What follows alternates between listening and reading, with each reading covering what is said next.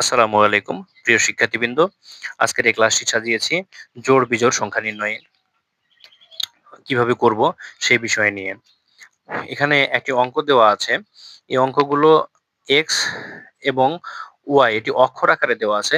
অক্ষরগুলো দেখে আমাদেরকে নির্ণয় করতে হবে কোনটি জোড় এবং কোনটি বেজোড়। প্রিয় শিক্ষার্থীবৃন্দ, এখানে দেওয়া আছে এক্স ও ওয়াই বিজোড় সংখ্যা হলে কোনটি জোড় সংখ্যা হবে। এটি 32তম বিসিএস এবং ডিএই স্টোর কিপার 2017 সালের পরীক্ষায় এসেছে। প্রিয় শিক্ষার্থীবৃন্দ, এখানে দেওয়া আছে, অপশনগুলোতে দেওয়া আছে x plus Y plus one, X Y, X X Y into X into Y plus two, আবার এক্স প্লাস ওয়াই। তাহলে প্রিয় শিক্ষার্থীবৃন্দ, এখানে আমরা কি করে বের করব কোনটি জোড় অথবা কোনটি বেজোড়। আমরা ধরে নিই এক্স এর মান 3 এবং ওয়াই এর মান 5। অর্থাৎ আমরা ছোট একটি সংখ্যা ধরবো, যেহেতু বিজোড় সংখ্যা বলেছে। এক্স এর মান বিজোড় সংখ্যা 3 এবং ওয়াই এর মান বিজোড় সংখ্যা 5। তাহলে এখানে যদি আমরা মানগুলো বসাই, এক্স এর মান 3, ওয়াই এর মান 5 এবং যোগ 1 রয়েছে, তাহলে 3 প্লাস 5 8 প্লাস 1 ইজিক্যাল টু 9। এটি একটি বিজোড় সংখ্যা।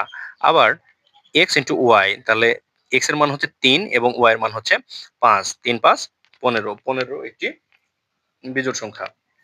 এখানে আবার দেওয়া আছে x plus Y plus x into Y plus two. তাহলে এক্স এর মান হচ্ছে 3 আর ওয়াই এর মান হচ্ছে 5, 3 5 15 আর প্লাস 2 ইজিক্যাল টু 17। এটিও একটি বিজোড় সংখ্যা। প্রিয় শিক্ষার্থীবৃন্দ, এখানে অপশনে দেওয়া আছে এক্স প্লাস ওয়াই, এক্স এর মান হচ্ছে 3 এবং ওয়াই এর মান হচ্ছে 5। তাহলে 3 আর 5 যোগ করলে এটি আসে জোড় সংখ্যা 8। তাহলে উত্তর হবে এক্স প্লাস ওয়াই। প্রিয় শিক্ষার্থীবৃন্দ, আরো একটি গুরুত্বপূর্ণ অঙ্ক এখানে দেওয়া হলো। যদি n একটি জোড় সংখ্যা হয় তবে নিচের কোনটি জোড় সংখ্যা হতে পারবে না, অর্থাৎ বিজোড় সংখ্যা হতে হবে। এখানে এই অঙ্কটি বিএডিসি এও পদে 2017 সালে এসেছে।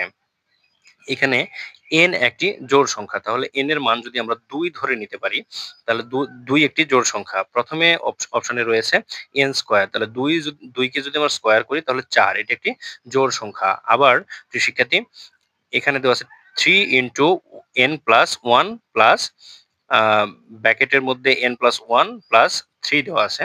তাহলে আমরা যদি প্রথমে n এর মান 2 ধরি, তাহলে 2 প্লাস 3 হবে এবং গুণ 3 প্লাস 3, তাহলে 3 3 9 প্লাস 3 ইজিক্যাল টু 12।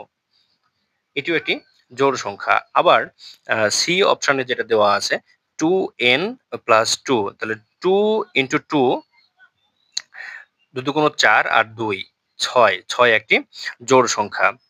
আবার এখানে দেওয়া আছে 2n প্লাস 3, তাহলে 2 ইন্টু 2, 2 দুগুণ 4 প্লাস 3, তাহলে 4 প্লাস 3 হয় 7। এটি একটি বিজোড় সংখ্যা। তাহলে প্রশ্ন যেটি বলা হয়েছে, n যদি জোড় সংখ্যা হয় তাহলে নিচের কোন সংখ্যাটি জোড় হতে পারবে না, অর্থাৎ বিজোড় হতে হবে। তাহলে আমরা অ্যান্সার বলতে পারি 2n প্লাস 3, এটি একটি বিজোড় সংখ্যা।